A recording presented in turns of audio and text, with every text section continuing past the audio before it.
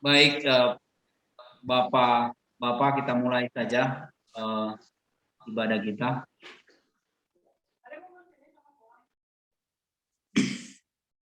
Bapak-bapak dan saudara terkasih, kami mengucapkan selamat sore dan selamat bergabung pada Zoom sore hari ini.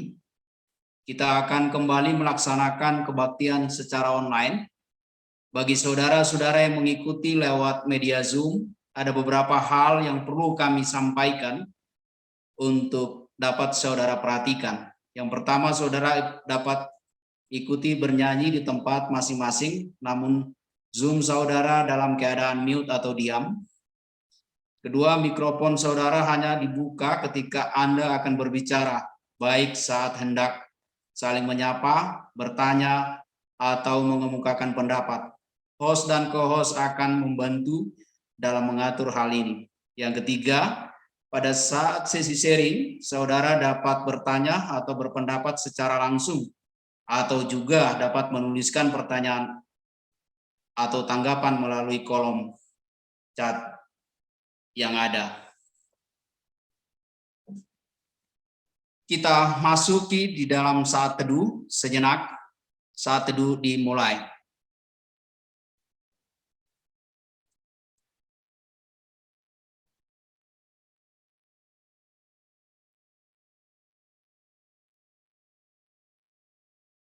Saat teduh selesai.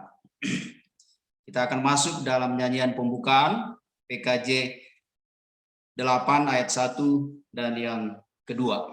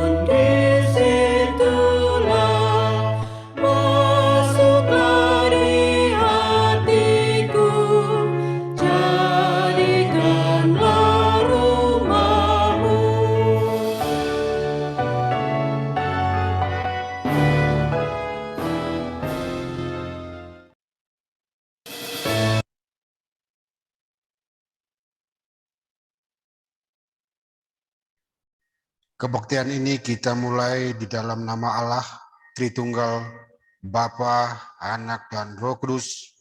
Salam sejahtera bagi saudara semua yang dihimpun di dalam nama Tuhan. Amin. Bapak dan saudara-saudara, kita masuk di dalam doa pembukaan. Kita berdoa. Ya Tuhan Bapa di sorga, Bapa di dalam nama Tuhan Yesus Kristus, Juru Selamat kami yang hidup, kami mengucap syukur dan berterima kasih Tuhan, karena di sepanjang hari ini kami sudah lalui hari ini dengan baik. Pertolongan dan kasih sayang Tuhan yang senantiasa kami rasakan dalam setiap kehidupan kami. Dan pada saat ini Tuhan mengumpulkan kami dalam persekutuan kaum Bapa untuk mau memuji dan memuliakan nama Tuhan melalui ibadah online ini Tuhan. Kami percaya Tuhan hadir di tengah-tengah kami saat ini. Walaupun kami tidak berada dalam satu tempat, kami berada di rumah kami masing-masing, tapi melalui media online ini Tuhan persatukan kami untuk bersekutu, memuji dan memuliakan nama Tuhan. Berkati ibadah ini Tuhan, dari awal, pertengahan, hingga selesai. Hanya di dalam nama Tuhan Yesus Kristus kami muliakan. Amin.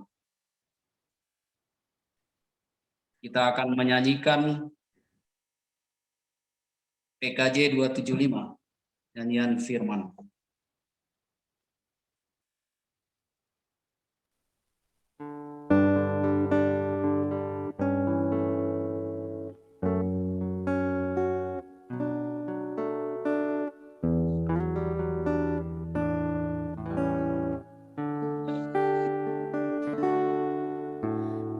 Perintah baru ku beri padamu, agar di antara kamu saling mengasihi, sama seperti aku mengasihimu, sehingga orang akan tahu engkau muridku, jikalau saling mengasihi, sehingga orang akan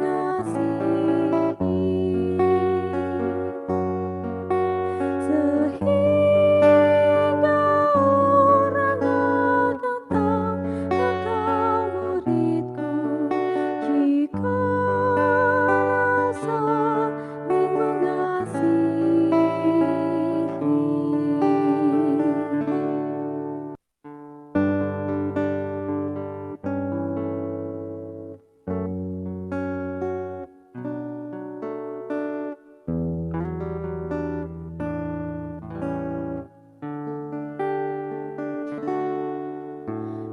Perintah baru ku beri padamu, agar di antara kamu saling mengasihi, sama seperti aku mengasihimu, sehingga orang akan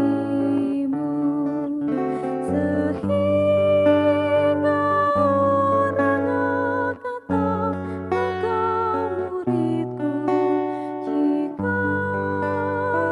saling mengasihi, sehingga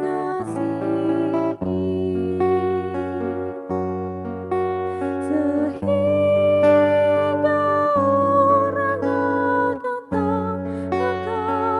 muridku, jikalau saling mengasihi.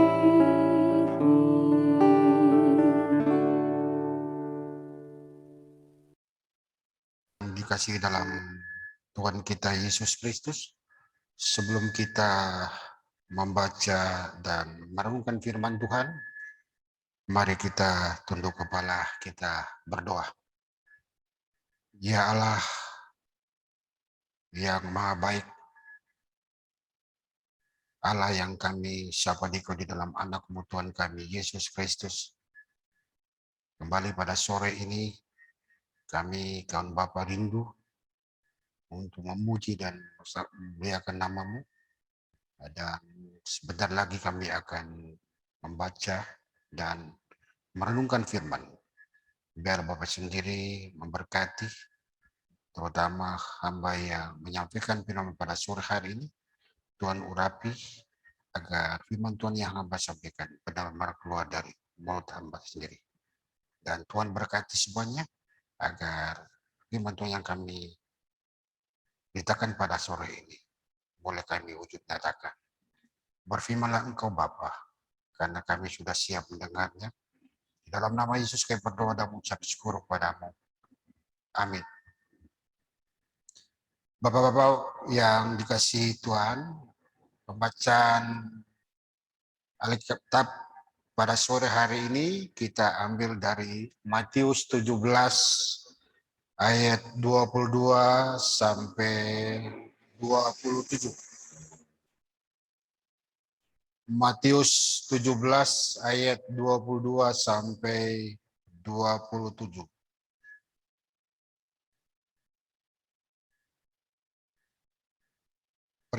Perikopnya pemberitahuan kedua tentang penderitaan Yesus. Pada waktu Yesus dan murid-muridnya bersama-sama di Galilea, Ia berkata kepada mereka, Anak manusia akan diserahkan ke dalam tangan manusia, dan mereka akan membunuh Dia, dan pada hari ketiga ia akan dibangkitkan. Maka hati murid-muridnya itu pun sedih sekali. Ketika Yesus dan murid-muridnya tiba di Kapernaum, datanglah pemungut bea bait Allah kepada Petrus dan berkata, "Apakah gurumu tidak membayar bea 2 dirham itu?" Jawabnya, "Memang membayar." Dan ketika Petrus masuk ke rumah, Yesus mendeluinya dengan pernyataan, "Apakah pendapatmu, Simon? Dari siapakah raja-raja dunia ini memungut bea dan pajak dan rakyatnya atau dari orang asing?" Jawab Petrus, "Dari orang asing." Maka kata Yesus kepadanya, "Jadi bebaslah rakyatnya. Tetapi supaya jangan kita menjadi batu sandungan bagi mereka, pergilah memancing ke danau, dan ikan pertama yang kau pancing, tangkaplah, dan bukalah mulutnya, maka engkau akan menemukan mata uang 4 dirham di dalamnya. Ambillah itu dan bayarlah kepada mereka, bagiku dan bagimu juga." Demikianlah pembacaan firman Tuhan pada sore hari ini. Berbahagialah setiap orang yang mendengarkan. Bapak-bapak yang dikasihi Tuhan kita Yesus Kristus, khotbah kita pada sore hari ini judulnya Mentaati Hukum.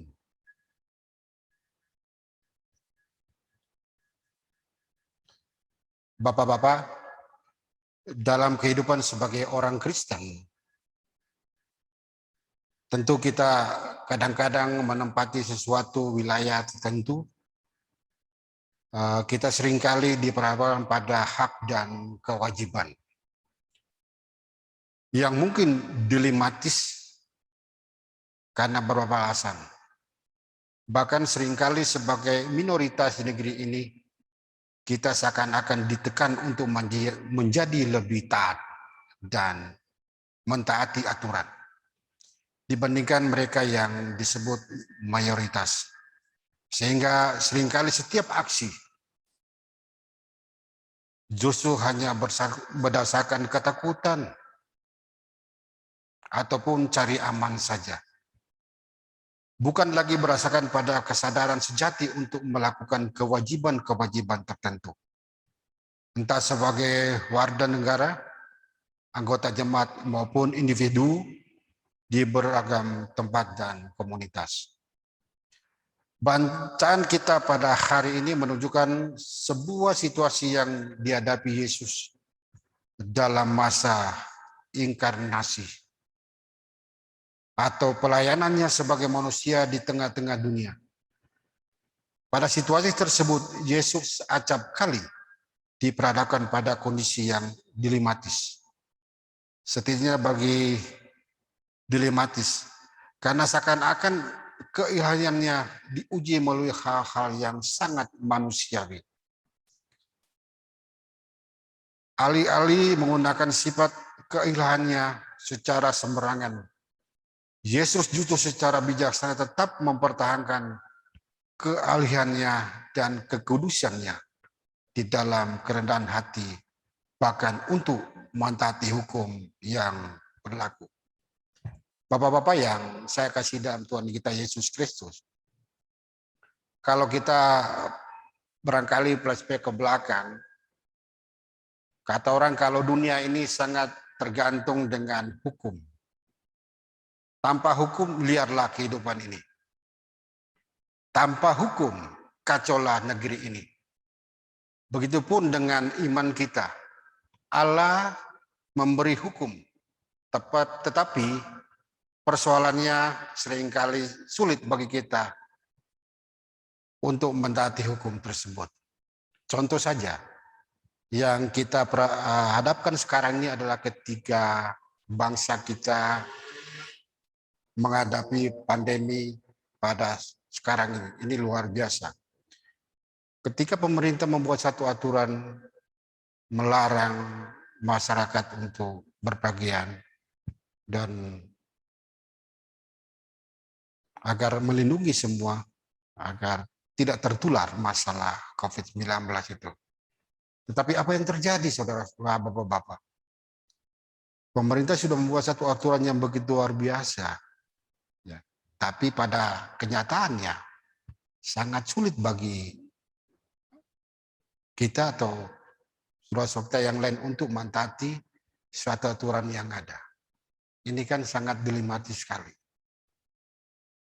Di lain pihak ya kita agar dianjurkan agar boleh mentaati hukum yang ada saat ini. Tapi pada kenyataannya itu sangat sulit untuk kita lakukan. Karena persoalannya sangat banyak. Ketika kita diperhadapkan dengan situasi seperti itu, kadang-kadang kalau sudah berbicara masalah kehidupan, itu sangat susah, sangat sulit sekali. Nah, sebagai orang percaya, bagaimana kita diperhadapkan dengan situasi dan kondisi seperti ini?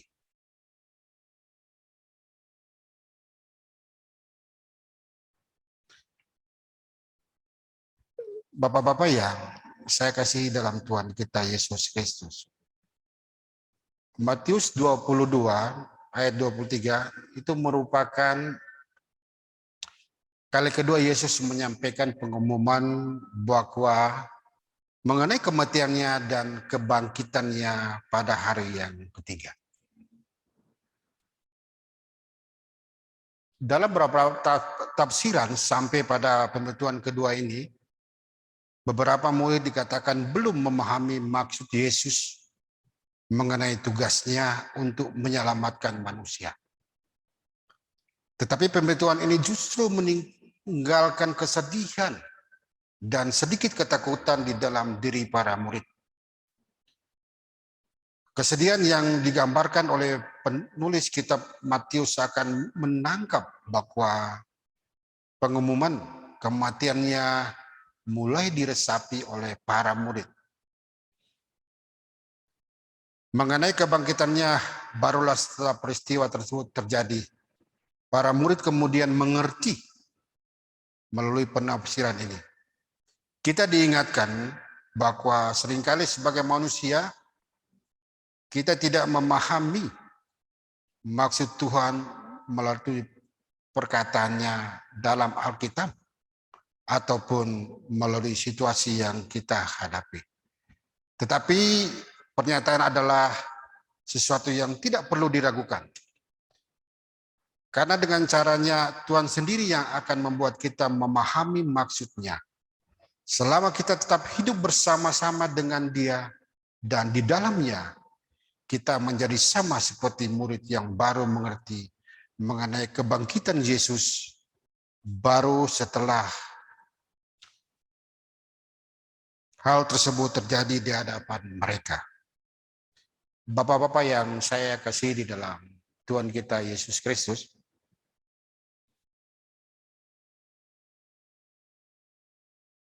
jadi pengumuman para murid itu membawa kita pada kondisi selanjutnya yang ditulis, di mana Petrus seakan-akan ditekan oleh pemungut bait Allah mengenai kepastian gurunya mentaati hukum yang berlaku bagi orang Yahudi di masa itu.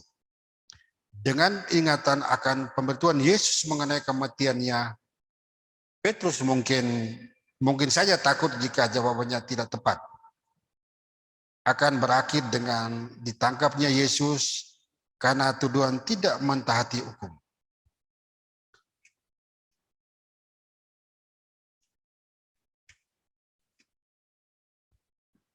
Petrus sempat menyampaikan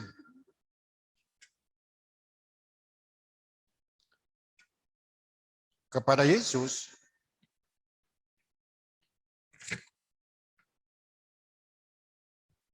pertanyaan yang kembali seakan menguji pemahamannya ketika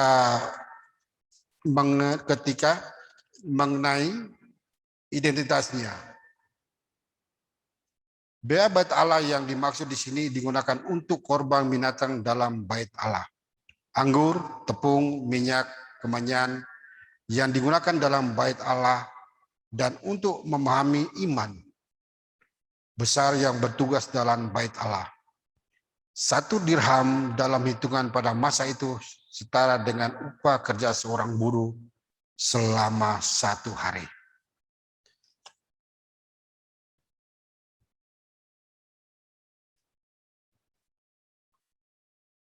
Bapak yang dikasihi dalam Tuhan kita Yesus Kristus, istilah rakyat yang dipakai dalam Alkitab dapat ditafsirkan juga sebagai anak-anak. Dengan istilah ini, maka pertanyaan Yesus menjadi, apakah layak ia sebagai anak Allah membayar bea tersebut? Tetapi meski begitu, Yesus tidak mau menjadi batu sandungan untuk hal itu. Seringkali dalam kehidupan kita diperhadapkan pada pilihan, yaitu melakukan tindakan yang benar dan tidak menjadi batas sandungan bagi orang lain, atau melakukan tindakan yang benar juga, tetapi harus menjadi batas sandungan yang menyebabkan hal yang tidak baik terjadi sebagai konsekuensinya. Apakah yang kita pilih? Yesus membayar bea bukanlah hal yang salah, karena bagaimanapun ia dan murid-muridnya menempati suatu wilayah dan memiliki hak dan tanggung jawab tertentu. Sama seperti kita saat ini sebagai warga negara Indonesia memiliki tugas dengan tanggung jawab yang harus kita lakukan demi kebaikan bersama. Selama yang kita lakukan tidak berlawanan dengan kehendak Allah, maka kita dapat melakukannya untuk kesejahteraan bersama.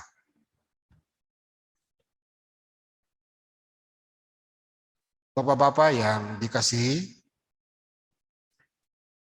melalui refleksi hari ini juga kita dapat melihat bahwa Yesus pernah sekalipun menjadi batu sandungan di masa pelayanannya, meskipun kita tahu dengan menerobos hukum dunia, tetapi alih-alih menggunakan otoritas ketuhanannya, Yesus justru mengajarkan hikmat dan nilai kebijaksanaan yang seharusnya juga dimiliki setiap orang yang percaya kepadanya. Maukah kita berusaha untuk meniru kebijaksanaan sejati yang Allah telah ajarkan melalui Yesus Kristus?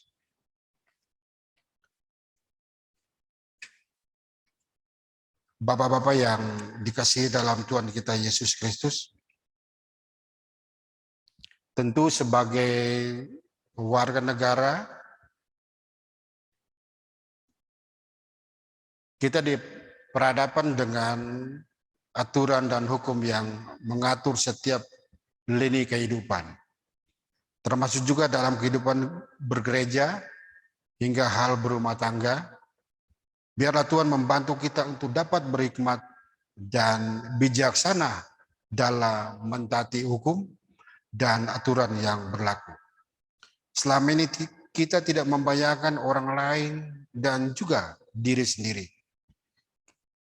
Jika pada situasi tentu kita merasa bingung atau tidak mengenal apa yang Tuhan maksudkan, melalui setiap peristiwa yang terjadi, biarlah Roh Allah yang bekerja membantu kita untuk dapat memahami dan pada akhirnya dapat melakukan hal yang sesuai dengan kehendak-Nya demi kebaikan orang banyak.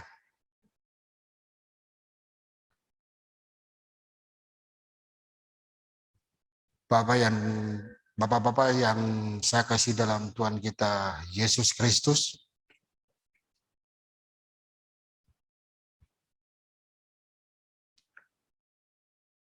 Menjadi Kristen atau mempercayai kehidupan kekal bersama Allah tidak semerta-merta melepaskan kita dari kehidupan di dunia yang saat ini kita tempati dan jalani. Celakalah jika kita masih menganggap tidak perlu mematuhi hukum dan aturan yang berlaku di sekitar kita hanya karena anggapan bahwa secara sah memegang jaminan sebagai orang percaya. Amin. Bapak-bapak yang dikasihi di dalam Tuhan kita Yesus Kristus, ada dua pernyataan yang kita sharingkan pada sore hari ini.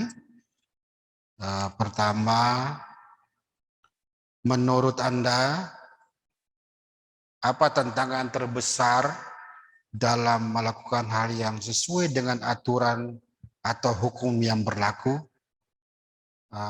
Aspek internal atau eksternal? Itu yang pertama, pertanyaan yang pertama.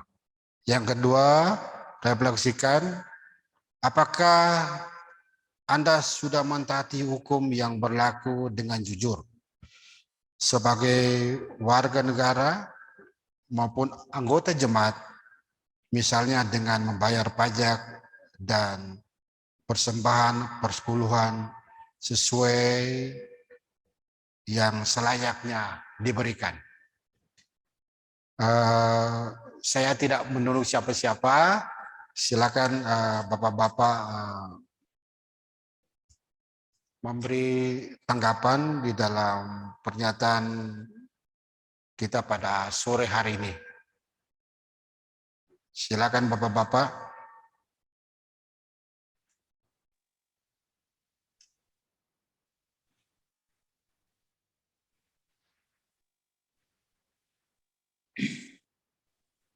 Jadi saya ulangi lagi pernyataannya. Menurut Anda, apa tantangan terbesar dalam melakukan hal yang sesuai dengan aturan atau hukum yang berlaku? Aspek internal dan eksternal. Beri alasan dan contohnya. Kedua, refleksikan, apakah Anda sudah mentaati hukum yang berlaku dengan jujur sebagai warga negara maupun anggota jemaat, misalnya dengan membayar pajak dan persembahan atau perpuluhan sesuai yang selayaknya diberikan. Silakan Bapak-bapak.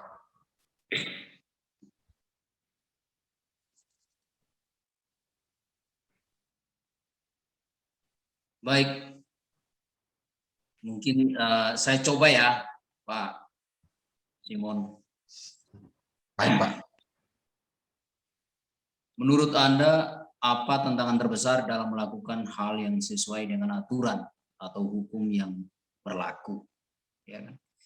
Saya kira sebagai warga negara yang baik, warga negara yang taat dalam segala aspek aturan, saya pikir ini adalah sesuatu yang memang merupakan sesuatu hal yang harus kita kalau secara internal saya lebih bangga jika saya mampu mengikuti aturan-aturan itu. Ya. Karena dengan adanya aturan itu dibuat oleh pemerintah, artinya rakyat itu akan diarahkan dalam sesuatu tatanan kehidupan yang rapih, ya, yang beraturan, yang saling mengasihi, saling menghormati dan menghargai. Kalau secara internal, dalam aspek internal, dalam diri. Atau eksternal dari luar, berikan alasan contoh. Nah. Di eksternal ini yang selalu jadi persoalan, yang jadi masalah. Karena pendapat setiap orang dalam memahami sebuah aturan berbeda-beda. Berbagai hal yang terjadi di sana secara eksternal. Bisa saja saya mau ikut aturan, Seperti contoh yang terjadi saat ini, ketika masa pandemi kita disuruh diam di rumah, ya, kita tidak boleh bepergian, berbagai hal semua dibatasi kehidupan kita, sehingga ini menjadi sebuah hal yang sangat dilematis di luar sana dalam memandang hal tentang aturan ini, ya. Karena aturan ini benar-benar orang bisa taat mengikuti aturan apabila dia terpenuhi hajat hidupnya secara ekonomi yang paling mendasar. Secara ekonomi, ketika orang memenuhi kebutuhannya, kebutuhan dasar sandang pangannya, fine saja, dia bisa mengikuti aturan, ya, dia bisa. Tapi ketika ini tidak mencukupi, tidak terpenuhi, maka cara pandang akan menjadi berbeda. Ya, saya mau ikut aturan, tapi saya mau seperti gimana? Kalau saya nggak keluar untuk mencari atau berbuat sesuatu di luar, secara ekonomi gua nggak bisa apa-apa gitu kan. Saya tidak bisa berbuat apa-apa. Nah, jadi disinilah peranan negara, peranan gereja, bagaimana menyikapi hal tersebut kepada rakyatnya atau kepada jemaatnya dalam, kalau kita bicara persekutuan gereja. Nah, ini hal ini harus benar-benar disiapkan. Ketika ini kita saling membantu, saling menolong, melihat kekurangan-kekurangan saudara-saudara kita yang memang membutuhkan di luar sana, untuk kita membawa mereka menjadi taat di dalam sebuah aturan yang harus diikuti, maka ini bisa terbangun, bisa saja terjadi, bisa dijalani orang. Tapi selama ini dia akan berdiri secara individual, maka akan sangat sulit secara eksternal dipahami atau mentaati hukum itu, akan sangat sulit. Itu yang pertama. Kalau yang kedua, refleksi apa yang Anda sudah tak menaati hukum yang berlaku dengan jujur sebagai warga negara maupun anggota jemaat. Misalnya dengan membayar pajak dan persembahan persepuluhan sesuai selayaknya diberikan. Setiap orang punya kerinduan. Kalau pajak ini kan bergantung sekali kepada pencapaian setiap orang, kepemilikannya. Dia memiliki rumah, lain dia harus bayar pajak. Mobil dia harus bayar pajak. Dan barang-barang berharga tentunya dia bayar pajak. Oke. Tapi bila yang tidak punya harta benda, mau makan aja nggak punya, bagaimana mau bayar pajak? Juga jadi sebuah hal yang juga menyulitkan ketika ini dipertanyakan seperti ini. Nah, tapi secara pribadi masing-masing tentunya kita akan taat tentang membayar pajak. Ya, kita harus taat bayar pajak karena memang kita harus pahami juga bahwa negara ini tidak mungkin pemerintah yang membiayai tanpa diikut sertakan masyarakatnya membayar pajak. Mungkin di dunia ini tidak ada negara yang membebaskan rakyatnya mungkin untuk bebas pajak secara keseluruhan. Ya, saya nggak tahu kalau negara Brunei mungkin bisa saja, tapi kalau negara-negara lain kayaknya wajib pajak harus, karena negara akan dibiayai oleh pajak ini agar negara itu bisa maju dalam segala aspek kehidupan bernegara. Kalau soal membayar persepuluhan, nah, persepuluhan ini juga berbagai aspek dipahami tentang persepuluhan, ya kan? Tetapi yang paling penting bahwa persepuluhan itu hati kita yang paling siap, karena kadang-kadang persepuluhan ini juga menjadi sebuah kompetitor, ya, sebuah kompetisi. Oh, kalau saya dapat memberikan banyak, wah saya lebih berbangga. Tapi kalau saya hanya mau memberikan sedikit saja, gimana ya, mendingan nggak usah sekalian. Ini juga masalah, ya. Padahal kalau kita pahami bahwa persepuluhan itu tidak mesti besar atau kecilnya, atau memberi atau tidaknya, ya. tapi setidaknya perpuluhan ini dipahami bahwa merupakan wajib bagi sebuah anggota jemaat, karena gereja juga mau berjalan dengan apa pelayanan ini kalau tidak ditopang oleh jemaatnya. Salah satunya adalah dengan rajin memberikan perpuluhan, maka pelayanan gereja, pelayanan kebersamaan, diakonia, atau apapun bentuknya di sana bisa berjalan dengan baik. Namun ketika yang punya kerinduan dan tidak mampu memberikan persepuluhan karena tidak punya penghasilan sama sekali, ya tentunya bersyukur dan berterima kasih, ya itu memang harus dipahami seperti itu, karena di situ akan terjadi subsidi silang. Ketika kita memberi perpuluhan, yang tidak bisa memberi, mungkin perpuluhan ini bisa disalurkan kepada mereka yang tidak sempat memberikan karena memang tidak mempunyai kecukupan dalam hidup, yang artinya kurang beruntung ya. Kita tidak semua sama. Tetapi kepada kita mungkin jemaat yang memang punya pendapatan dan masih bisa memberikan perpuluhan, mungkin ini menurut saya wajib kita akan memberikan, karena lagi-lagi persekutuan harus jalan. Saya kira untuk sementara itu dulu. Sekian dan terima kasih. Yang lain? Silakan, Pak.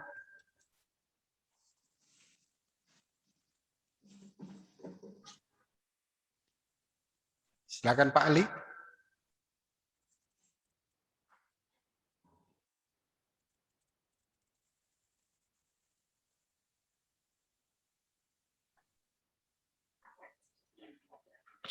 Masih mute Pak Ali. Ya, halo? Ya, Ya, silakan, Pak. Bagaimana, Pak? Iya. Biar menghemat waktu, saya langsung nomor 2 saja. Nomor 1 sudah diuraikan oleh Pak Julbet. Jadi ketika kita ditanya untuk merefleksikan kita itu jujur belum sebagai warga negara untuk membayar pajak, sebagai warga gereja membayar perpuluhan dan lain sebagainya. Nah, di situ ini memang lebih menarik. Nomor 1 saya idem lah dengan Pak Jul. Pada sore hari ini kita dipayungi oleh tema menaati hukum, artinya menaati suatu perbuatan ya taat, patuh, tidak membangkang. Nah, tentu hukum ini dibuat untuk dipatuhi, bukan untuk dilanggar agar kehidupan bisa tertib. Nah, ditinjau dari sisi warga negara. Sudahkah saya sebagai warga negara jujur? Umpamanya salah satu contohnya membayar pajak. Ya, saya katakan kalau di sini ya harus berani mengatakan saya jujur bayar pajak. Karena apa? Tidak bisa tidak. Umpamanya punya kendaraan, kan terlambat saja harus didenda. Berarti kita membayar.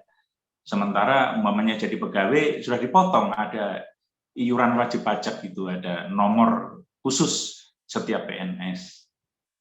Nah, bahkan sebagai pegawai kita juga dipotong, walaupun umpamanya non-muslim, saya dipotong.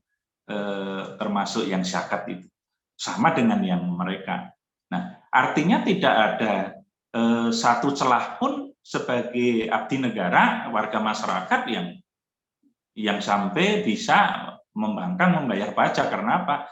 Tentu harus memulai dari dirinya sendiri sebagai pelayan masyarakat. Bahkan hidup di tengah-tengah masyarakat.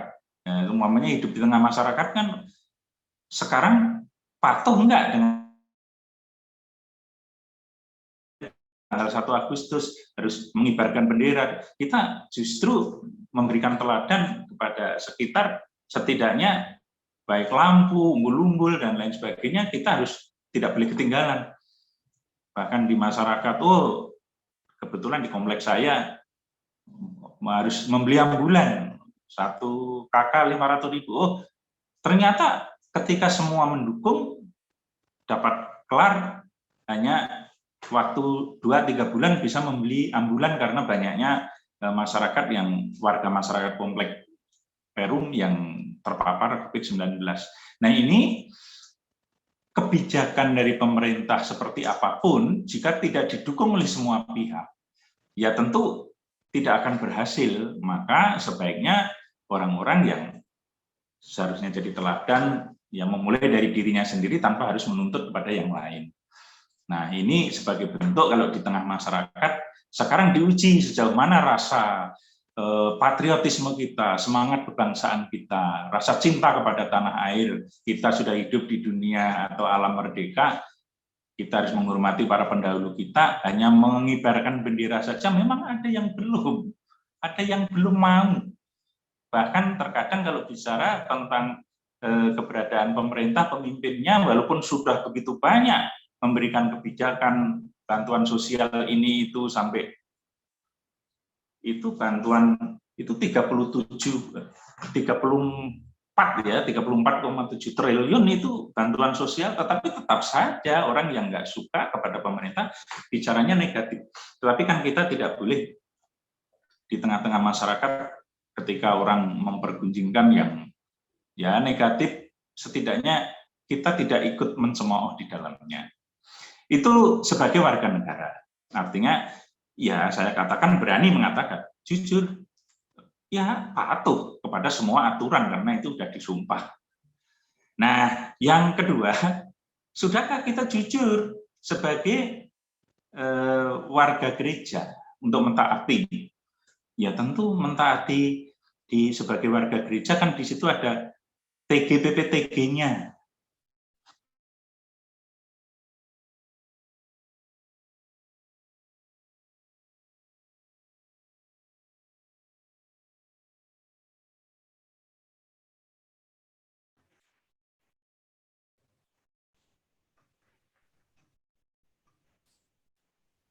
Putus Pak Ali.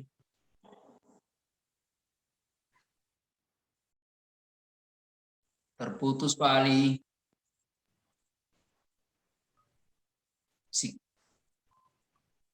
Signalnya kayaknya. Ya, Iya, jaringan. jaringan kali ya.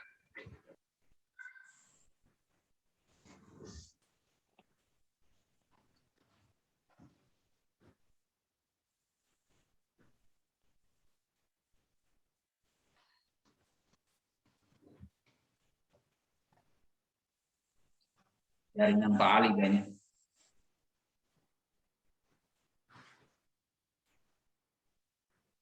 Lanjut dulu Pak Ali keluar Pak. Ya, Oh, baru masuk lagi. Silakan Pak Ali. silakan Pak Ali, terusin Pak.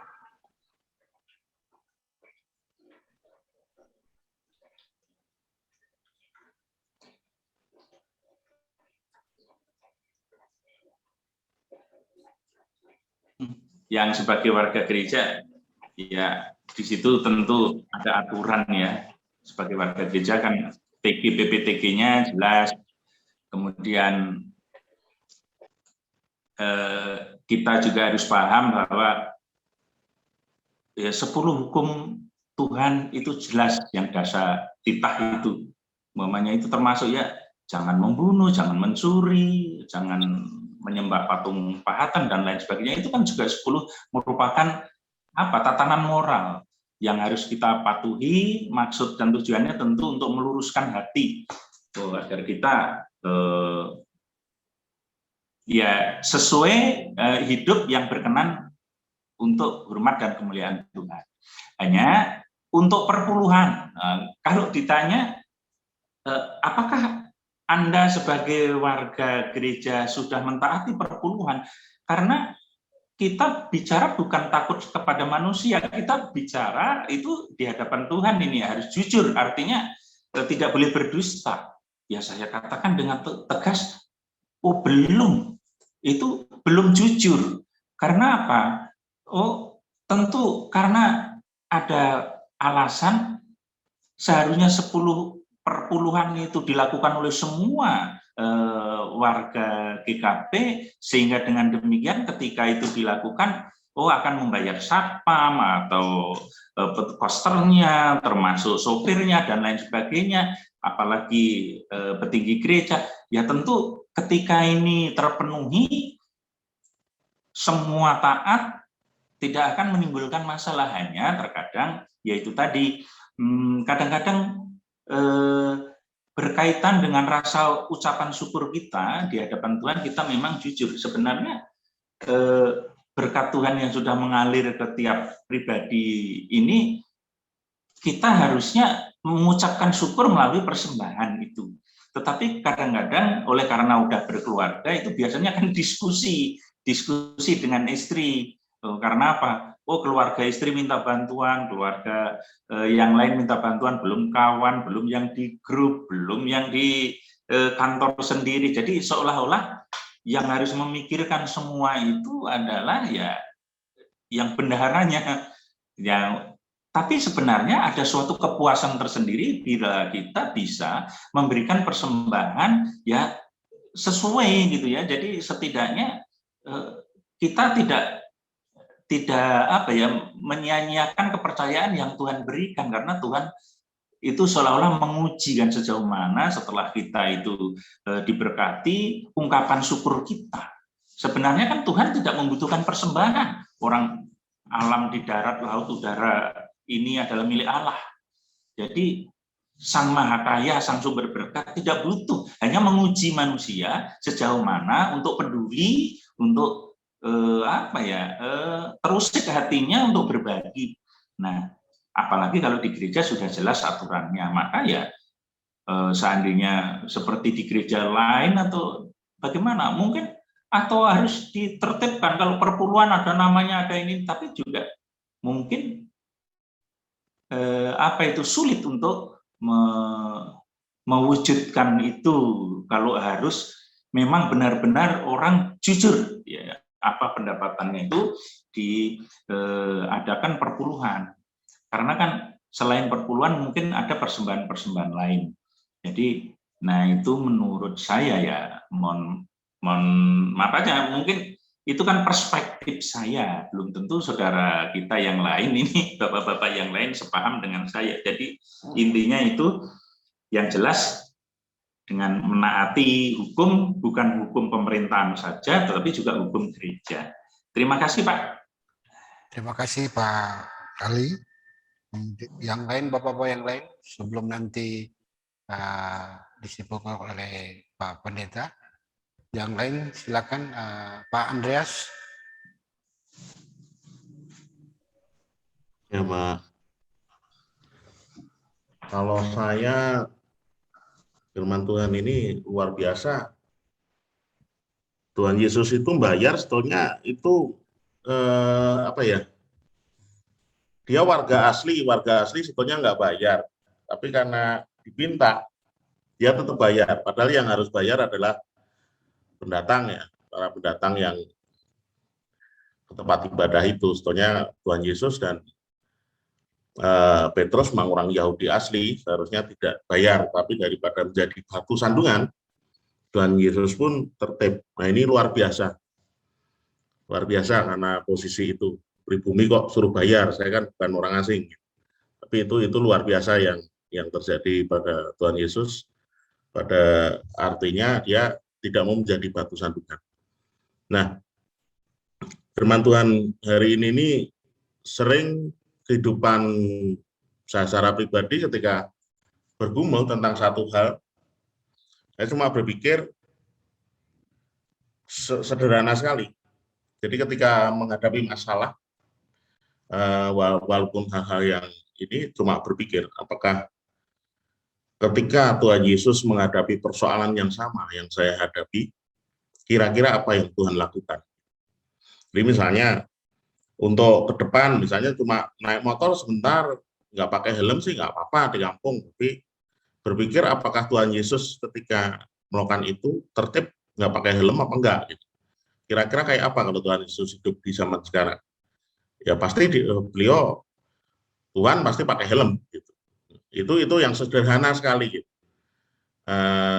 Saya juga mengalami melanggar PPKM, tapi dengan dengan takut tapi karena keadaan itu ketika anak saya harus tes ke Bandung.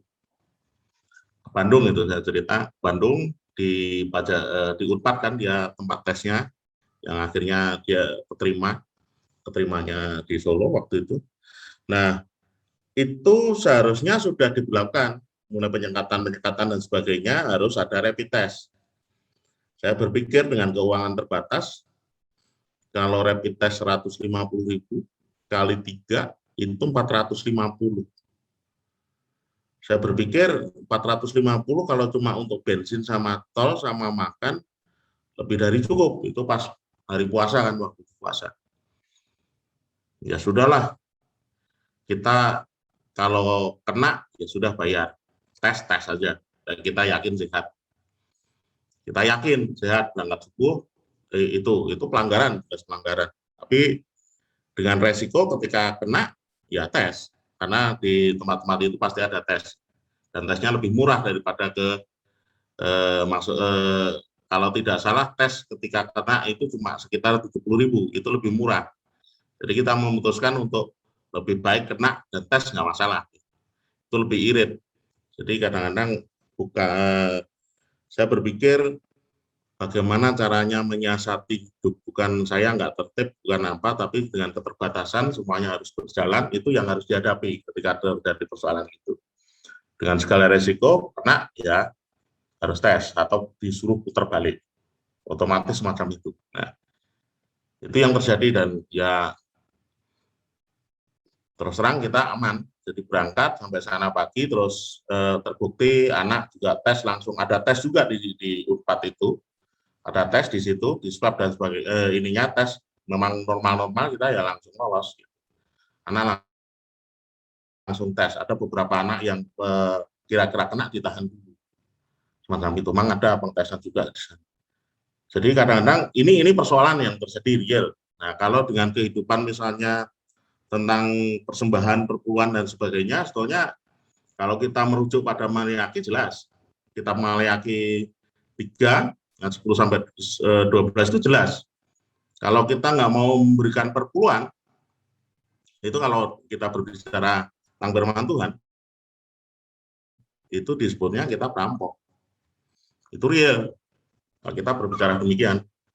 Kalau memang kita nggak mau di perikop itu, jelas kita adalah rampok. Jadi kalau kita nggak mau disebut perampok, ya kita harus nurut. Nah biasanya kebiasaan orang kalau udah gede duitnya itu kalau bahasa Jawa itu owel, kalau bahasa Indonesianya agak sayang gitu. Oh gede ya. Nah itu kalau gede itu ya mungkin kita harus biasakan dari yang kecil. Kita punya uang dapat bayaran sehari, misalnya saya nyopir kadang-kadang cuma dapat 150 atau berapa, ya potong aja 15.000, itu 10%-nya gitu. Misalnya dapat bayaran 150 atau berapa gitu. Sesederhana itu. Jadi sesederhana itu bagaimana kita bisa taat, sesederhana itu. Bahkan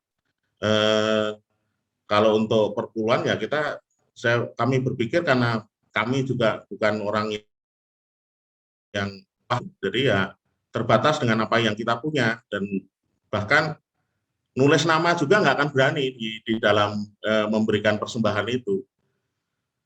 Yang pertama, ketika nggak berani nulis nama bukan apa-apa, itu kecil pakai nulis nama segala kan malu gitu. Yang kedua juga memang sebaiknya ya saya nggak perlu pakai itu gitu, semacam itu. Nah itu yang terjadi di dalam hidup yang semacam kehidupan yang untuk rumit-rumit, cuma saya berpikir untuk bisa tetap taat, sederhana. Apakah Yesus kalau menghadapi persoalan semacam itu, Tuhan Yesus apa yang kira-kira Tuhan lakukan? Itu aja. Itu untuk istilahnya rem cakram yang bisa saya lalui, termasuk menyikapi dengan berbagai persoalan yang pelik, bagaimana kita harus bijak, harus adil, itu semacam itu. Kalau harus tegas, lempeng ya lempeng. Gitu. Kalau tanya begini ya itu aja udah. Semacam itu yang terjadi dalam keseharian kami. Gitu. Ya itu Sedikit itu aja. Tapi kalau untuk ketaatan 100% jelas. Nah, kita namanya manusia masih banyak kelemahan, otomatis itu jauh dari ketaatan. Itu aja. Terima kasih Pak Simon. Firman Tuhannya begitu memberkati kamu. Terima kasih Pak Andreas. Nah, kemudian Bung Berti, sebelum kita masuk ke nanti ke Pak Pendeta, Bung Berti silakan.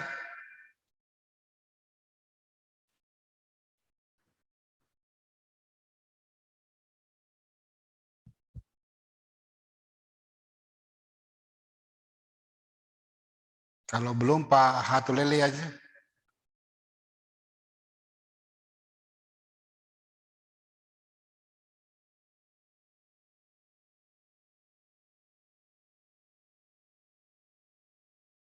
Atau Bung Melki. Silakan.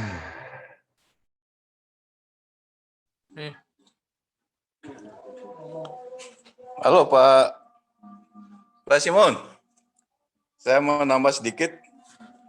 Halo, Iya, mangga Pak. jelas nggak suara saya?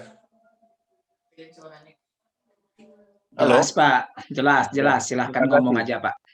Firman Tuhan Jelas, Pak Meli. sore hari ini mengajak kita untuk taat kepada hukum. Jadi saya mengatakan bahwa kalau kita berbicara tentang hukum itu ada 3 ya.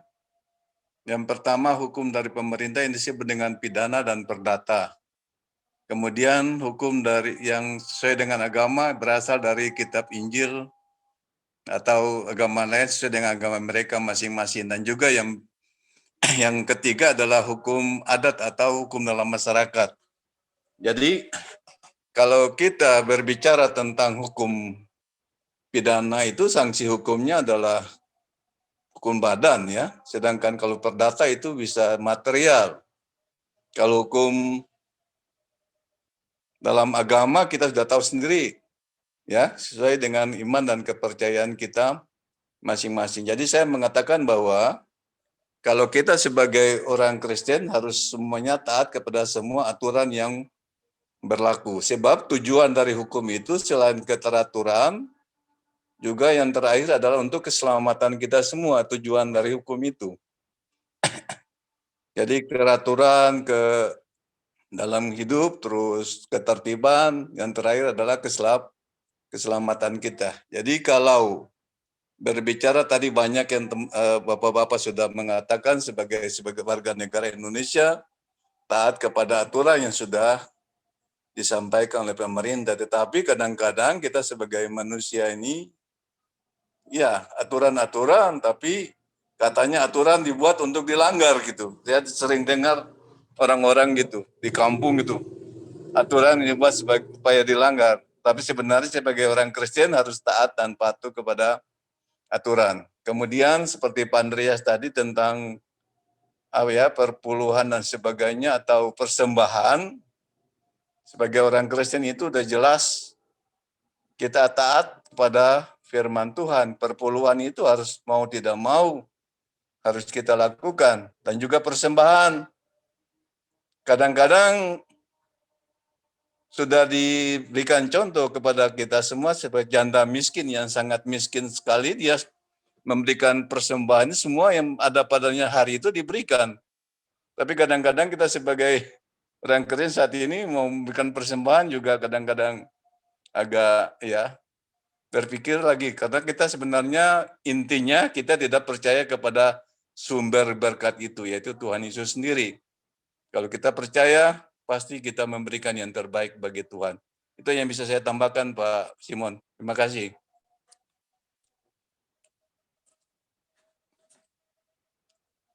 Ada. Halo? Ya, silakan. Ya udah tadi dengar nggak? Oke. Bu Melki. Silakan, Bu. Mana sih itu? Baik, terima kasih untuk penyampaian firman Tuhan hari ini. Memang firman Tuhan ini membuat pribadi saya sendiri untuk harus benar-benar menaati hukum-hukum yang ada. Ya, baik itu hukum pemerintah ataupun hukum Allah yang sudah disampaikan kepada kita semua. Mungkin dari sejak kecil kita sudah tahu hukum-hukum Allah itu. Yang jadi persoalannya itu sebenarnya eksternal itu yang sangat berat untuk kita hadapi. Karena di satu sisi kita melakukan, di satu sisi orang lain tidak melakukan, kita akan menjadi sirik. Kita akan menjadi iri melihat orang, loh, kok saya yang menaati hukum, orang lain tidak menaati gitu. Nah, itu yang berat adalah tantangan terberat itu adalah di tantangan eksternal. Kalau tantangan diri sendiri, yakin sebagai orang Indonesia yang taat pasti akan taat pada aturan yang ada. Ya, dimanapun kita berada, kita akan ikutin aturan-aturan pemerintah. Tujuannya apa? Tujuannya biar kita nyaman. Kalau kita ikutin aturan itu dengan bijak, dengan baik, maka kita hidup juga akan nyaman gitu. Tapi eksternal itu memang sangat berat sekali. Tadi sudah disinggung oleh Pak Hotelili bahwa hukum dibuat untuk dilanggar. Ya, nah itu yang menjadi tantangan berat untuk eksternal. Untuk mengantisipasi eksternal itu kembali kepada diri kita sendiri. Kita mau ngikutin orang lain yang dia tidak menaati, kita menaati sedangkan dia tidak. Nah itu kembali ke diri kita masing-masing. Apakah kita mau menaati hukum itu atau tidak, gitu ya.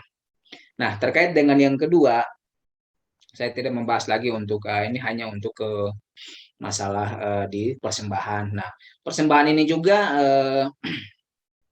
menjadi satu hal yang memang sebenarnya hukumnya wajib sebagai orang Kristen untuk kita memberikan persembahan.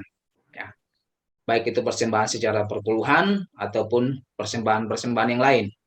Semuanya itu kembali ke pribadi masing-masing, niat kita, apakah kita itu mau memberikan persembahan, baik itu perpuluhan ataupun persembahan-persembahan kategorial yang lain.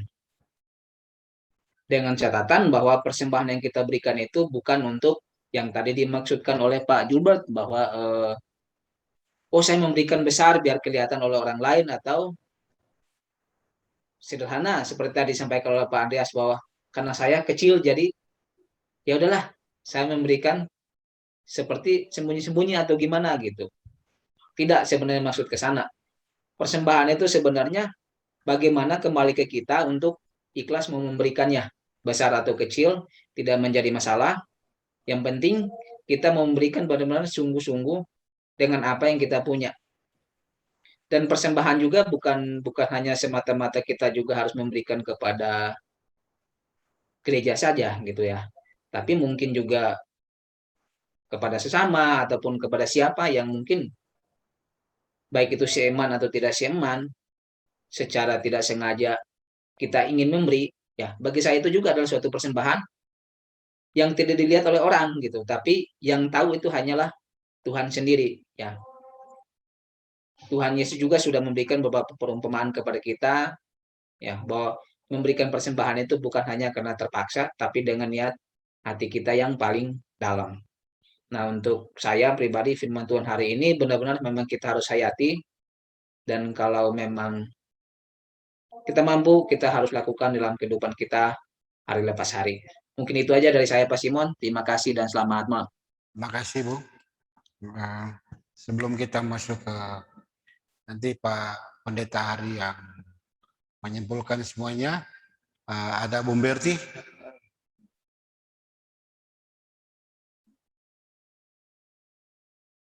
Kalau nggak ada Dokter Indah ya. Silakan dokter. Kalau tidak ada, kita ke Pendeta Hari. Ya baik, makasih Pak Simon. Bapak-bapak, apa yang tadi sudah disampaikan oleh Bapak-bapak sekalian begitu memperkaya akan perenungan firman pada saat ini, gitu ya. Ada beberapa hal yang tadi sebenarnya sudah dibahas oleh Bapak-bapak juga tentang bagaimana sih cara kita menafsirkan Matius 17 ayat 22 sampai 24 7 ini dari perspektif apa yang kita bisa lakukan terhadap hukum-hukum yang ada di dunia ini, baik itu hukum negara, hukum gereja, maupun juga hukum adat istiadat yang ada. Nah, apa yang disampaikan oleh Injil Matius sekiranya kan menjadi gambaran tentang seperti yang tadi Pak Andreas bilang, bagaimana Yesus yang adalah anak, gitu ya, yang memiliki kuasa atas kehidupan kita, dia memberikan sebuah contoh keteladanan, melakukan apa yang menjadi bagian dari kewajibannya sebagai bagian dari masyarakat atau bagian dari warga Bait Allah. Ketika ada sesuatu hal yang harus diberikan kepada pemerintah, maka berikanlah. Ketika ada sesuatu hal yang harus diberikan kepada Bait Allah, maka berikanlah. Mungkin bahasanya seperti itu. Yesus memberikan contoh itu semua kepada para murid pada saat itu. Bahkan mereka diminta untuk mengusahakannya sehingga tidak terjadi perspektif ataupun sudut pandang yang miring yang pada akhirnya hanya menjadi batu sandungan terhadap karya pelayanan Tuhan pada saat itu. Maka kan digambarkan dengan bagaimana mereka diminta, pergilah memancing ke danau. Dan ikan pertama yang kau pancing, tangkaplah dan bukalah mulutnya, maka engkau akan menemukan mata uang 4 dirham di dalamnya. Ambillah itu dan bayarkanlah kepada mereka, bagiku dan bagimu juga. Tentu ini bukan hanya sekadar bagaimana kita menafsirkan, ya Tuhan punya kuasa melakukan mujizat. Benar, mungkin ketika Petrus disuruh memancing, tiba-tiba ada ikan, di dalam mulutnya ada 4 dirham. Tapi dalam konteks kita pada saat ini, tentu kita bisa memahami hal-hal yang tersirat di dalam prinsip ataupun contoh yang diberikan oleh Tuhan, bagaimana kita diajak untuk mengusahakan sesuatu, agar kita bisa memberikan sesuatu yang menjadi kewajiban kita, untuk mendukung apa yang menjadi pelayanan Bait Allah atau gereja pada saat ini. Tadi Pak Ali Mardiko menyampaikan tentang tata gereja dan peraturan pelaksanaan tata gereja. Dalam satu ayatnya memang berbicara tentang hak dan kewajiban sebagai warga jemaat. Ada satu hal yang menarik, gitu ya. Kalau di tata gereja yang terdahulu menyampaikan bahwa hak gitu ya dan kewajiban itu tak terpisahkan satu dengan yang lainnya. Bahwa ketika kita masuk sebagai bagian dari gereja Kristen Pasundan, maka kita dikenakan secara langsung. Kita nih bagian dari GKP. Nah, sebagai bagian dari GKP, kita punya peraturan yang harus kita jalankan, kita lakukan, kita indahkan juga karena kita memahami bahwa tata gereja dan PPTG yang ada saat ini pun didasari oleh firman Tuhan. Maka dari situ ada hal-hal yang tadi dibicarakan bahwa ada yang berbicara tentang hak dan kewajiban kita sebagai warga jemaat. Haknya apa? Haknya untuk melayani dan dilayani. Ketika kita bilang, wah hak itu selalu akan bertautan dengan apa yang akan kita terima sebenarnya. Apa sih yang akan kita dapat? Seperti mungkin kalau gambarannya dalam pemikiran, walaupun tidak demikian, kalau pikirannya dibalik gitu ya, kalau Yesus menuntut misalnya bahasanya, apa yang menjadi haknya, apa yang harus mereka berikan kepada Yesus, apa yang mereka harus lakukan kepada Yesus, mungkin ceritanya berbeda. Gitu. Tapi disinilah kita belajar di situ bahwa, oh ya, bahwa hak itu bukan melulu berbicara soal apa yang kita dapat terima dari sebuah persekutuan atau gereja. Tetapi bagaimana kita juga dibilang di sana di tata gereja kita untuk juga bisa memberi, melayani. Jadi bukan hanya sekedar dilayani, tetapi juga melayani adalah bagian dari hak kita. Gitu ya. Hak untuk dilayani dan hak untuk melayani. Dan dengan segala sesuatu ketentuan tentunya yang ada di dalam tata gereja. Benar seperti Bapak-Bapak tadi bilang, tujuannya apa? Supaya ada keteraturan, supaya ada ketertiban, suatu ada yang baik. Dan kita berharap juga tentunya bahwa apa yang dibuat manusia memang tidak pernah sempurna, tetapi tujuan kita satu, visinya satu juga. Bagaimana kita memuliakan Tuhan dengan apa yang kita bisa lakukan.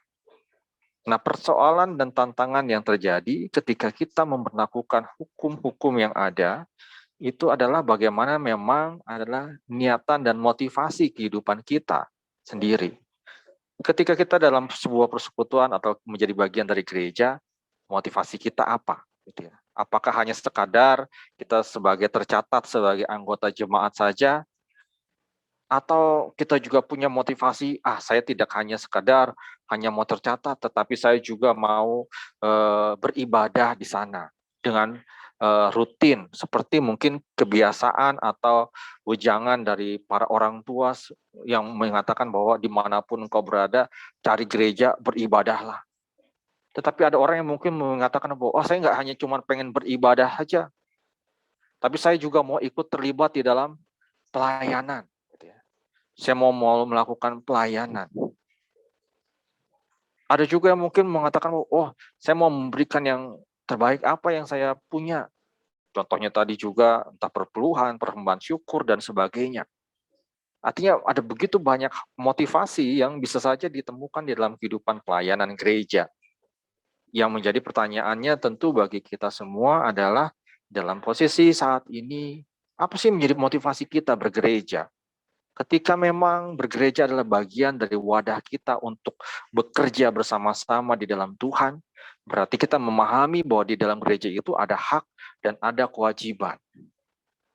Ketika ada hak dan ada kewajiban, berarti ada sesuatu hal yang memang harus kita lakukan, harus kita kerjakan, harus kita wujudkan bersama-sama sebagai bagian dari persekutuan itu. Kita tidak mungkin untuk menjadi sebuah persekutuan tanpa melakukan apa-apa. Bahasa rohani yang sering kali dipakai ya, kita mempersembahkan bukan hanya secara materi, tetapi mempersembahkan tubuh, jiwa, dan raga. Artinya apa? Ya kita memberi diri kita. Itulah persembahan kita. Itulah yang kita berikan kepada Tuhan. Bukan hanya kita berharap bahwa orang akan memberikan sesuatu buat kita, gitu ya. Orang akan kasih sesuatu, pelayanan buat kita. Tetapi bagaimana kita juga diajak, saya juga mau ikut memberikan sesuatu juga kepada sesama kita sebagai satu kesatuan tubuh, sebagai gereja. Gitu ya. Yang sama-sama mengaku bahwa Tuhan Yesuslah teladan dalam kehidupan kita. Nah, pada saat ini Yesus memberikan keteladanan yang seperti itu.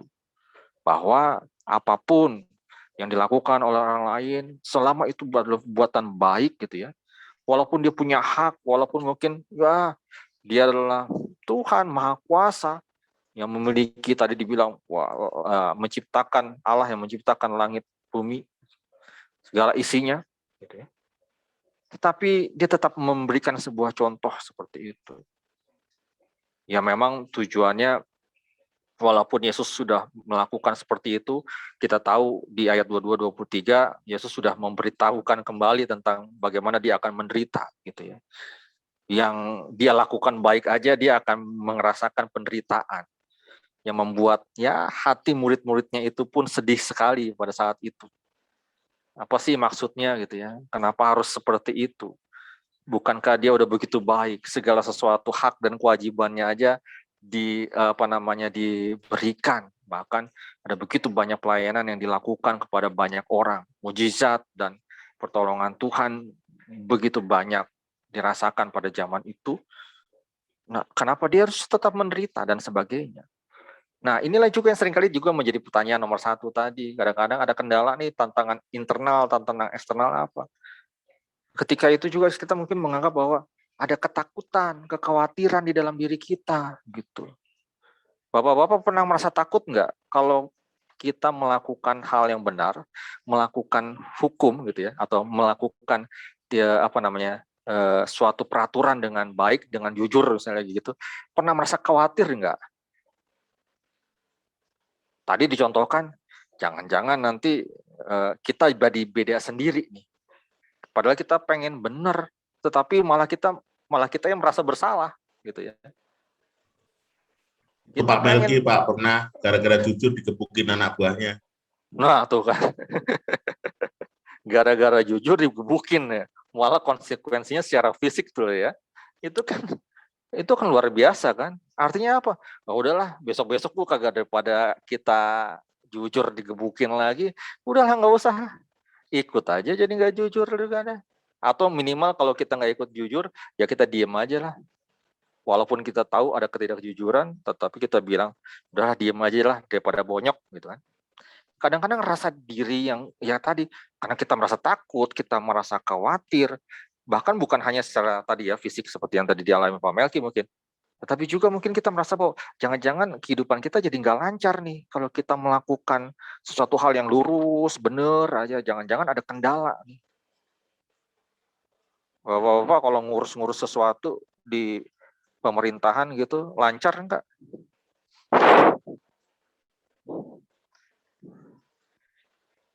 Kalau pengen lancar gimana caranya?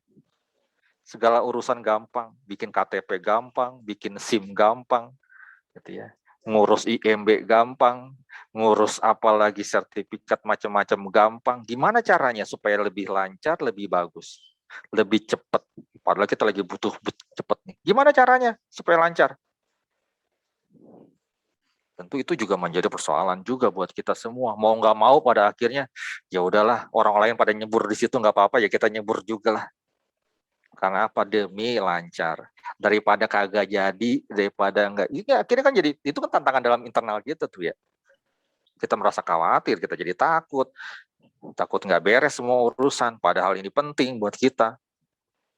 Mau ngurus ini, mau ngurus itu, jadinya susah kalau nggak begitu, dan sebagainya. Itu kan yang terjadi juga. Dan eksternalnya apa?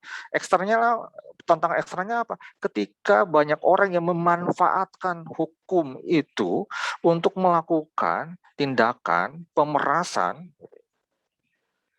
memberikan tindakan intimidasi, memberikan tindakan yang represif terhadap wajib hukum yang lainnya. Orang ditakut-takutin pakai hukum. Tujuannya apa?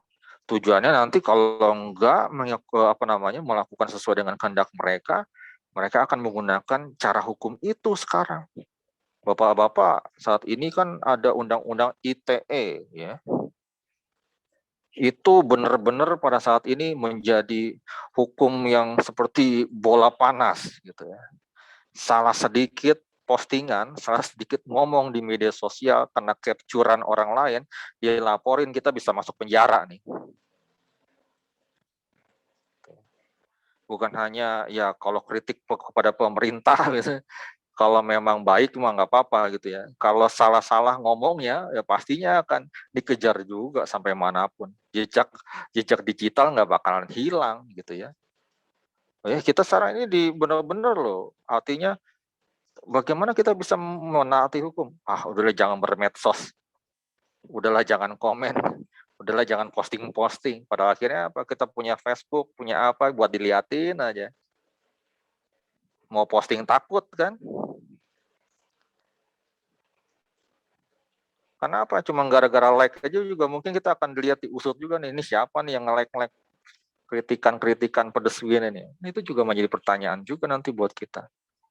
Nah, hal-hal yang seperti itulah yang seringkali membuat kita juga merasa bahwa, oh iya, ada orang secara eksternal, tantangannya adalah ada banyak orang yang memanfaatkan celah hukum untuk menekan, menindas orang lain. Dan kadang-kadang kita juga mungkin pernah menjadi korbannya, seperti tadi gitu ya. Misalnya dalam pengurusan izin mendirikan bangunan, yang kita tahu ini menjadi pergumulan banyak gereja. Ada begitu banyak orang yang memanfaatkan itu. Gitu ya. Haknya ada, hak sebagai warga negara ada. Itu bisa dikeluarkan, bisa, tapi apa? Wah, susah. Harus ini dulu, harus itu dulu, harus bikin ini dulu, bikin itu dulu, ngasih ini dulu, ngasih itu dulu. Kalau enggak jadi. Gitu ya. Itu menjadi pertanyaan juga kan buat kita semua. Bayar pajak, kita bayar pajak kok. Kayak gitu. Menjadi warga negara yang baik, iya 17 Agustus seperti tadi kan, kita masang bendera di gereja gitu ya. Kita bikin upacara malah di gereja gitu kan. Gereja udah duluan nih masang bendera di sini. Kan Bapak-bapak udah belum. Kita udah duluan gitu ya. Kalau ada acara-acara apa ke depan gitu ya. Kalau diminta sumbangan ini itu sama RT RW ngasih gitu ya. Pas kita minta, nih saya udah melakukan ini itu nih. Saya minta tolong dah, kita mau bikin ngurus sertifikat atau IMB gereja. Oh, jangan dulu. Nggak boleh gitu ya. Harus ikut aturan. Aturannya apa? Minta tanda tangan. Ini dan itu. Betul, baik sih kalau kita bisa mendapatkan itu secara baik. Ada orang yang mendapatkan mudah, tapi bagi yang susah benar gitu ya. Pengalaman saya di Cimuning, saya dalam waktu 3 bulan minta tanda tangan 3 kali. Bapak-bapak kalau diminta tanda tangan kayak gitu, kira-kira kuat berapa lama ngasihnya? Ini kita minta 3 kali loh. Bukan karena nggak ada masalah, ada masalah. Dan banyak orang yang menutup pintunya. Awal-awal mau ngasih. Yang kedua udah mulai bertanya-tanya, ngapain sih? Kan udah ditanda tangan. Gara-gara beda format gitu ya. Yang ketiga pernah dibanting pintu. Wah, kita ngalamin gitu. Sedih bener dah. Gitu ya. Udah malam-malam hujan-hujan. Duh, kita mau nggak mau gitu ya, karena pertaruhannya gereja kita gitu ya. Pertaruhannya ya jemaat juga. Jadi ketua ya saya bertiga sama panitia pembangunan yang adalah penatua juga. Ya, kalau jalan begitu, kalau nggak kuat-kuat bener, artinya apa? Wah, ini loh susahnya ya, gitu ya. Aturannya jelas sebenarnya kalau kita baik-baik, sebenarnya baik-baik relasinya. Tapi kalau hal yang seperti itu jadi susah juga, gitu. Dan mungkin itu yang menjadi pertanyaan juga bagi kita semua. Sejauh mana kita memahami bahwa hak kita yang kewajiban yang telah kita berikan itu tidak selalu apple to apple, tidak selalu sepadan tentunya dengan hak yang kita berikan. Tetapi ternyata Tuhan yang ngasih contoh buat kita semua. Walaupun Yesus sudah memberikan yang terbaik buat umat manusia, memberikan banyak mujizat, ternyata dia juga tidak dapat perlakuan yang sepadan seharusnya. Yang kalau kita, masa orang sebaik itu ditangkap, disiksa, dibunuh, disalibkan sih. Gitu ya. Kadang-kadang kalau bagi kita saran kita kembalikan, saya udah ngasih kewajiban, kenapa hak saya nggak dikasih? Gitu ya. Ada orang yang nggak ngasih kewajiban dengan baik, kenapa haknya diberi? Jadi pada iri-irian begitu kan. Tapi kita belajar dari sini, ketika kita punya prinsip yang teguh, kita mau menjunjung tinggi kebenaran, suatu keadilan, kita melakukan aturan-aturan yang ada dengan sungguh-sungguh, ya itu mungkin bukan hanya untuk kepentingan orang lain, tetapi bagaimana kita belajar di situ untuk tetap hidup sebagai seorang yang taat, sebagai seorang yang setia kepada Tuhan. Bukan untuk suatu hal yang mengharapkan apa yang akan kita dapatkan, tetapi apa yang kita bisa berikan. Sehingga kehidupan kita tidak menjadi batu sandungan buat orang lain. Itu juga yang dicontohkan oleh Rasul Paulus di dalam masa kehidupan pelayanannya. Dia tetap mengusahakan dirinya, dia tetap melakukan apa yang harus dia lakukan. Sehingga segala apa yang dilakukan ketika dia melayani, ya dia benar-benar melayani dengan sepenuh hati. Mungkin itu aja tambahannya, Pak. Thank you, makasih.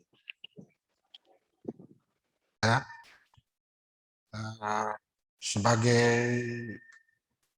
umat Tuhan, justru kita memiliki tanggung jawab yang besar untuk tetap mengenai hukum di mana kita berada dan juga tidak menyeleweng dari tugas dan tanggung jawab yang diberikan Allah sebagai rekan sekerjanya untuk mendatangkan kebaikan.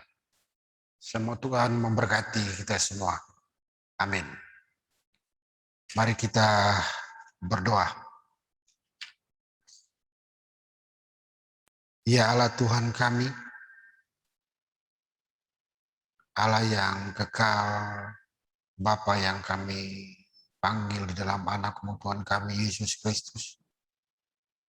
Terima kasih atas pernyataan dan cinta kasih-Mu, sehingga sore ini kami boleh membaca dan merenungkan firman-Mu, dan biarlah sebagai umat yang percaya, kami sentiasa mentaati hukum yang ada, dan biarlah Tuhan sendiri memberi kekuatan bagi kami semua, agar kami mampu melakukan semua itu dengan baik. Ya Allah yang baik, kami juga berdoa bagi saudara-saudara kami yang sakit pada saat ini.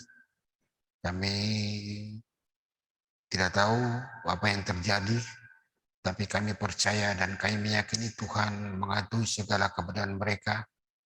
Oleh sebab itu kami memohon kiranya Tuhan sendiri yang memberkati, Tuhan sendiri yang menyertai mereka, bahkan Tuhan sendiri yang menyembuhkan segala penyakit yang mereka derita, agar semua yang mereka dambakan boleh terwujud. Terima kasih atas Bapa di surga, juga kami berdoa bagi seluruh keberadaan kaum Bapa saat ini. Biarlah Tuhan jasa memberkati apa yang kami rencanakan, dan kami juga berdoa bagi semua keluarga kami masing-masing, agar Tuhan senantiasa memberi kekuatan dan kesehatan bagi kami. Terima kasih atas Bapa di surga, dan ampuni segala dosa dan kesalahan yang kami perbuat sama kehendak-Mu. Dan kami akhiri doa syafaat ini dengan kami berdoa yang Tuhan ajarkan pada murid-murid demikian. Bapa kami yang di surga, dikuduskanlah nama-Mu, datanglah kerjaan-Mu, jadilah kehendak-Mu di bumi seperti di surga. Berikanlah kami pada hari makanan kami yang secukupnya. Ampuni akan segala kesalahan kami, seperti kami juga mengampuni orang yang bersalah kepada kami. Dan jangan bawa ke dalam percobaan, lepaskan kami pada yang jahat. Karena Kau yang punya kerjaan dan kuasa dan kemuliaan sampai selama-lamanya. Amin.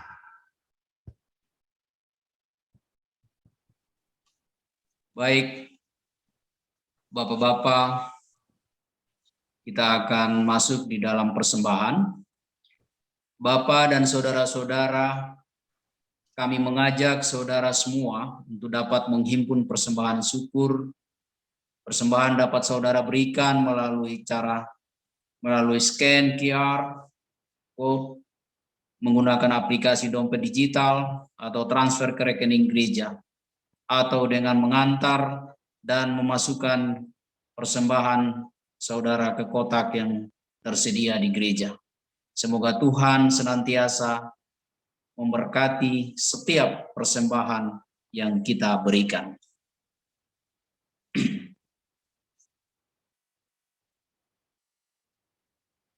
Kita masuk dalam nyanyian penutup, Kidung Jemaat 422 ayat.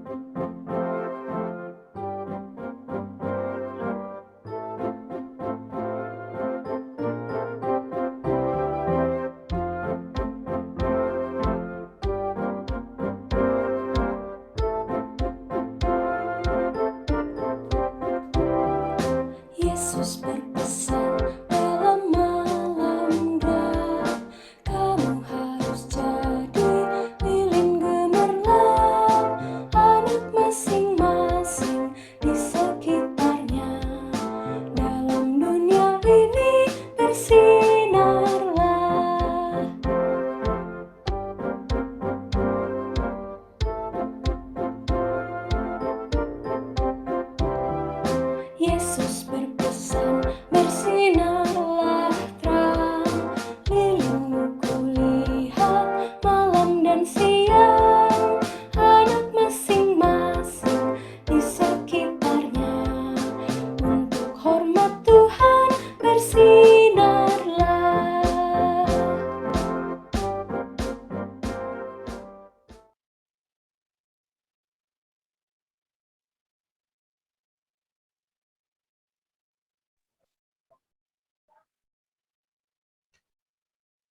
Kiranya kasih karunia, anugerah dan damai sejahtera dari Allah Bapa, Anak dan Roh Kudus menyertai setiap kita dari sekarang ini sampai selama-lamanya.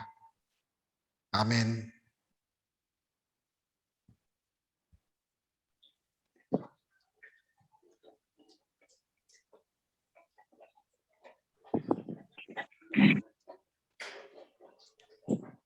Bapak Ibu, Bapak-Bapak, mari kita masuk pada saat teduh. Saat teduh mulai.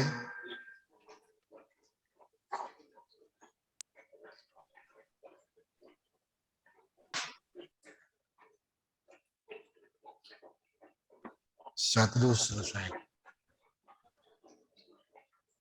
Baik Bapak Ibu, Bapak-bapak, saudara-saudara, ada sudah selesai beribadah.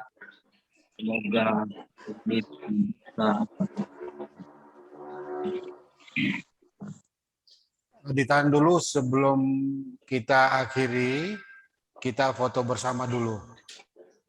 Tolong yang lain, tolong dibuka Pak Otoleri kameranya.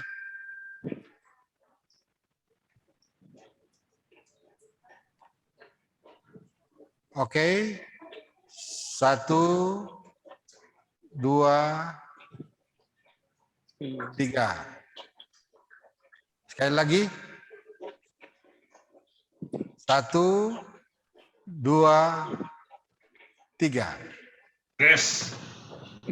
Oke, terima kasih Bapak-Bapak. Terima kasih Pak Simon. Terima kasih Semuanya Bapak. Bapak-Bapak, selamat Terima kasih malam. Pak Pendeta. Yesus memberkati. Terima kasih Bapak-Bapak semua. Pak Pendeta.